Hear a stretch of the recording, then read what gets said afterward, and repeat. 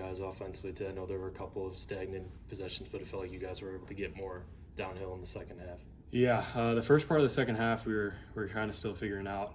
I was like, oh boy, here we go again. We're gonna lose our lead. But Tavion Banks showed up tonight. He was huge, and I just love seeing my teammates succeed. And they cut it to 5, and we still fought, and just super proud of the guys for that. What was working for yourself individually scoring?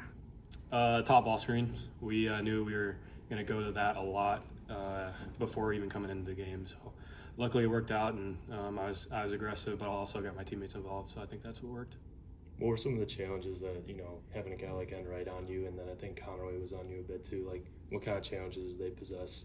Yeah, they just try to get in your head a little bit, and you just can't. They like to talk and all that stuff, and that's what great defenders do. You just can't let it get to your head, and you got to play your game, play your pace, and I think that's what we all did tonight. What did allow you guys got to the free throw line? That's obviously something we've talked about a lot. I mean, is there anything you guys changed from like a game plan perspective that kind of helped that, or was that just getting to the rim more? We're watching, me and Mac, and even the other guys on the team working on it in pre-practice, and then watching a lot of film on how to draw fouls. And it was kind of a rude awakening in Big Ten play, not getting calls, and we're just trying to be more aggressive and just trying to get those foul calls. And luckily, we got the whistle tonight.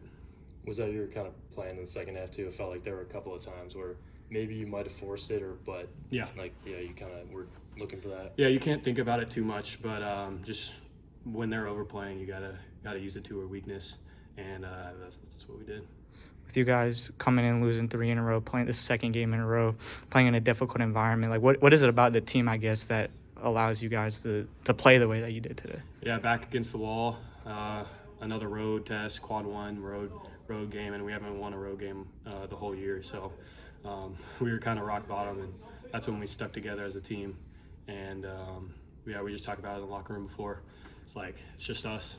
No one believes in us. It's just us, and that's when we stuck together and really fought. I know those shots obviously expanded the lead, but it felt like the ones that you hit in the second half, but it felt like you guys kind of calmed down after those. Would you agree with that? Yeah, and when you hit tough shots, those aren't going to win you the game. You got to get shots in the flow and not just ISO all game. So I think our offense really helped with that. We got in the pocket a lot, and then we hit the cutters a lot too. So I'll still have to watch and see what we did right, but got to get ready for Tuesday's game. You were on Lamar Wilkerson. Was that is that something you sought out? Is that something the coaching staff? Because I mean, obviously he's a really good scorer, and could possibly gotten you in foul trouble. Yeah. But can you kind of walk through that matchup a little bit? Yeah, I embraced it, and I like guarding the team's best player. Obviously, he's the leading scorer in the Big Ten for a reason. So, you just kind of got to take that with a grain of salt still, and just still be a tag out there and still help other guys out. But he's a great player, so you gotta defend him. What do you guys think you did well defensively? Kind of tame them from 3. I know they seemed to kind of hit or shoot some long threes too. But what did you guys feel like you did well? I mean, outside of Conway. Yeah, Conway.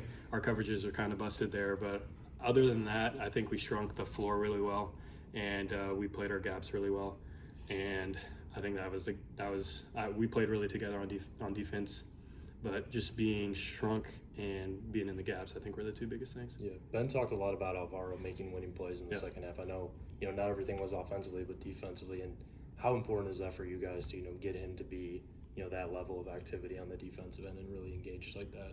Super important, and we don't have a guy like that who can change the game defensively and offensively. He didn't do it offensively tonight, but other guys did, and I feel like every rebound, it was his tonight, and that's what won us the game, was on the defensive end.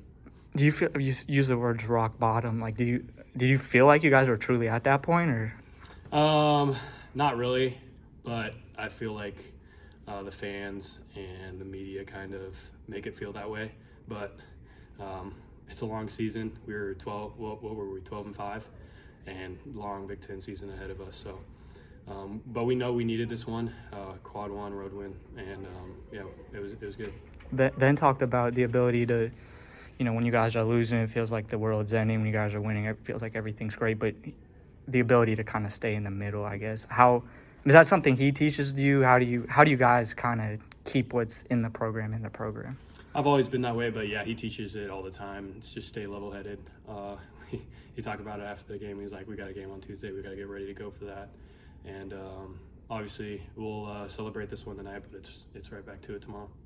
How do you not buy into that like roller coaster? You know, I mean, it's easy to kind of. It's super easy. Yeah. Just like we had a big win against UCLA, and then we lost to Minnesota the next 3 days after that, or something like that. So it's a quick turnaround, and we know if we don't get focused, then the next game is not going to be good. I think.